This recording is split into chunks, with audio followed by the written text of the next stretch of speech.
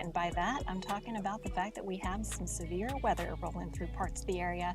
Within the last hour, we have had a report of a wind gust in San Marcos at the airport there of 56 miles per hour. And you can see that the orange box is corresponding to a severe thunderstorm warning. I tell you what, earlier there were indications of hail over an inch in diameter. The hail core on this storm has really dropped off, but there have been some reports of quite a bit of wind. So just be aware, these storms don't look horrible right now from this vantage point, but trust me, there is a history of them bringing some pretty nasty conditions to parts of Hays and Caldwell counties, and even into parts of Guadalupe and Comal counties as well. So here we're taking a look at the hail tracker, and you can see that the hail core that had been pretty strong near the Kyle area has started to weaken. So that's a good sign.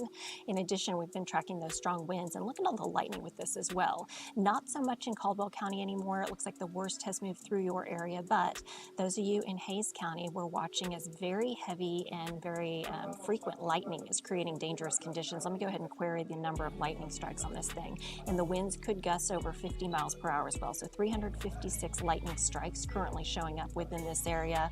Those of you in the Hays County area, especially to the west of Kyle, near Hays High School, Hays City, on towards Centex, and still over the San Marcos area, tons and tons of lightning also east towards San Marcos Airport, as well as Martindale. And the motion on these is drifting slowly to the west, so eventually those of you in Jacobs Well, as well as in Wimberley, will be getting in on this. Meantime, we are finally starting to see some of the storms build back a little bit farther to the north. Those of you that were sitting and saying, wait, what about me? No rain, no rain. I'm going to go ahead and put this into motion for you. And we have watched, as though the storms are mostly down in our southernmost areas, there are a few storms that have started to develop even in Travis County. Nothing strong yet, but we're watching a couple of downpours. Boy, do we need that rain through areas of East Austin, approaching the airport. A little bit of lightning there, as you can see right now, near Garfield, as well as east of Montopolis. There's also a little tiny cell that has just popped up just to the north of the Sunset Valley area. Another one that was over Oak Hill, just to the west of the Y, across Highway 290 near Fitzhugh. Also, you can see another storm that is in Hays County, approaching the Dripping Springs area. So these are meandering to the west for the most part, lightning and heavy rain, and finally some cooler temperatures as well. By the way, temperature-wise, we hit at least 101. I'm waiting to see if another update is being put out there, but it's unfortunate that despite the fact that the cold front came through, we still saw those temperatures soar. So the latest from the National Weather Service office is they are tracking these storms that are drifting to the west, only about 15 miles per hour. Let me go ahead and do a storm track on the leading edge of these storms for you. And obviously lightning's still a big danger. So here we are in current time, 4:29 is your current time as we speak. I'm going to go ahead and take the leading edge of these storms, drifting to the west, slightly to the northwest at only about 15 miles per hour. So they are creeping slowly. That means about 4:49 for Wood Creek, about 4:51 for Wimberley, about 4:53 for Jacobs Well, and about 4:54 for the Clopton's Crossing area.